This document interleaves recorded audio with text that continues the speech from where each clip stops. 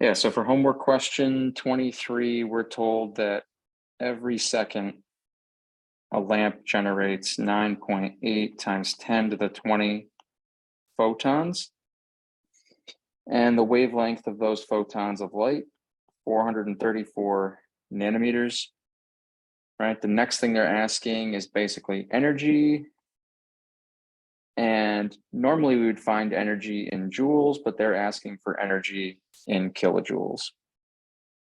Well, we know that we can find the energy based on the wavelength, right? And that is the energy per one photon. And we have 9 times 10 to, or 9.8 times 10 to the 20 photons. So I would start there of finding the energy for one photon, and then we can find the energy for the total number of photons.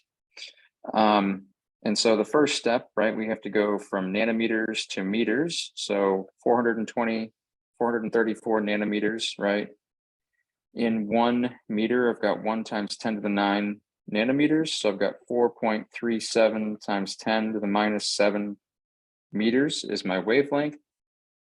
Now I can find that energy, right? Energy equals Planck's constant, the speed of light divided by my wavelength. So the energy, and this is the energy for one photon, equals Planck's constant, 6.626 times 10 to the minus 34 joules times seconds, times my speed of light, 3 times 10 to the 8 meters per second, all over my wavelength, 4.34 times 10 to the minus 7 meters. I'm going to multiply, seconds cancel out, I'm going to divide, and meters cancel out, which is good, right? I'm looking for units of energy, which should be joules. That's the only unit I have left. So 6.626 times 10 to the minus 34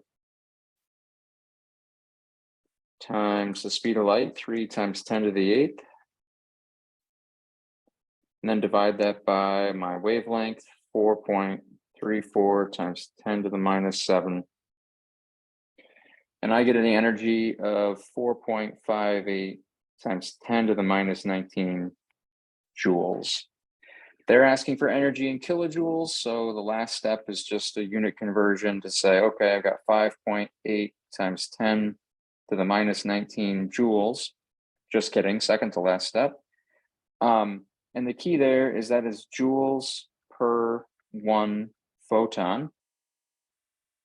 I have 9.8 times 10 to the 20 photons. So, all right, 9.8 times 10 to the 20 photons. So photons cancel.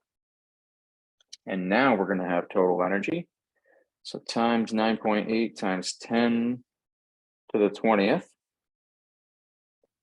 Yeah, 448.858 joules of energy.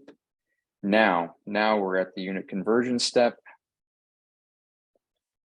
So 448.858 joules, right?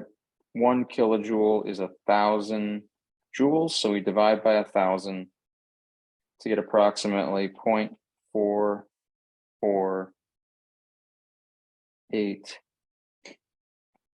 kilojoules. For significant figures, I would go to 2 significant figures because 9.8 is 2 significant figures. So I'd say 0.45 kilojoules of energy, or 4.5 e to the negative 1 kilojoules of energy are released for question 23.